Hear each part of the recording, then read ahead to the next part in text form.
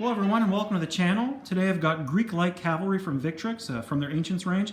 Kit bashed up as Spartans for you guys today.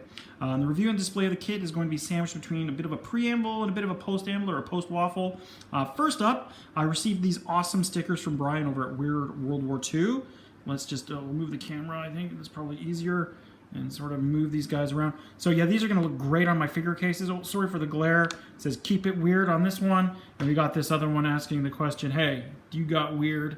So link is below to his channel. There's also a Weird World War II page on Facebook. It's a public page, so that should have no problems hitting Brian up at all. So on to these Spartans here. We have 12 Greek Light Cavalry from Victrix, and I've done them up as Spartans, so I can assert my dominance over the Peloponnese and Hellas in 28mm. In the kit, you get 12 riders and 12 horses. 3 of the horses have the line pelt, which are great for command and musicians. You're given a wide variety of javelin arms, both left and right, 2 drawn swords and a trumpet per sprue, and a choice of sheathed swords for the riders.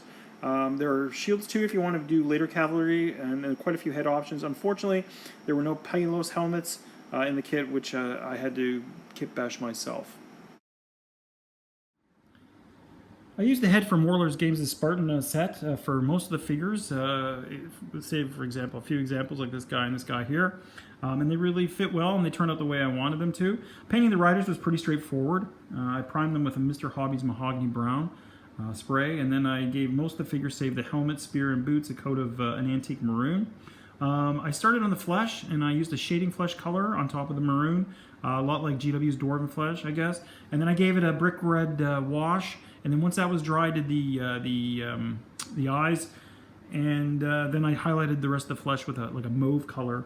The tunics I highlighted with a brick red on top of the maroon.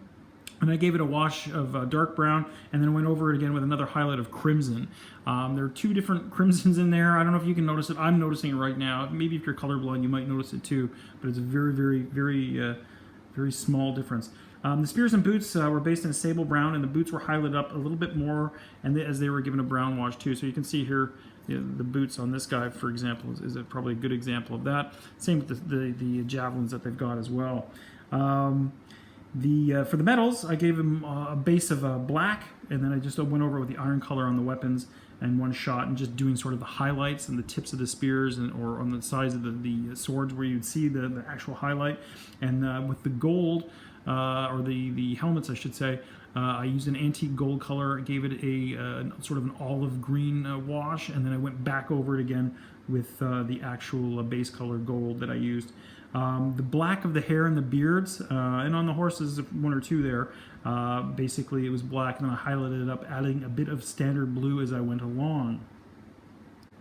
I gave a few of the riders cloaks and a few add-ons to spice them up a little bit. So we've got this guy here. He would be a commander in one of the small units. He's got a cloak, and I've given him a shield too. So if I run the two separate units, you know he's the commander.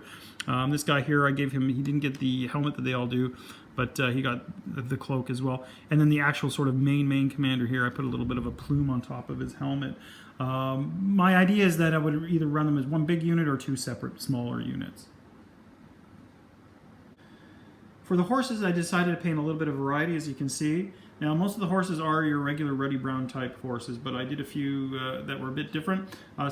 Using the white horse of the commander and the piebald here, the musician, I'll just pull him out as an example. So for the white on these guys, on the horses, I should say, I used a French gray as a base, which is basically Space Wolf gray.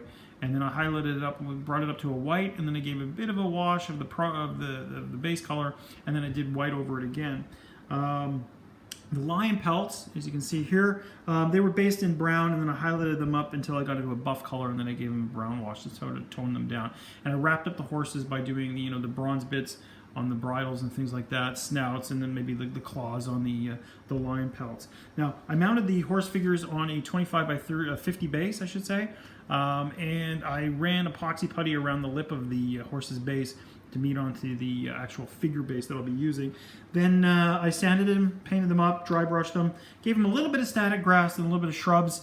As you can see, I had run out of tufts at the time, so I had to use a less is more type of approach.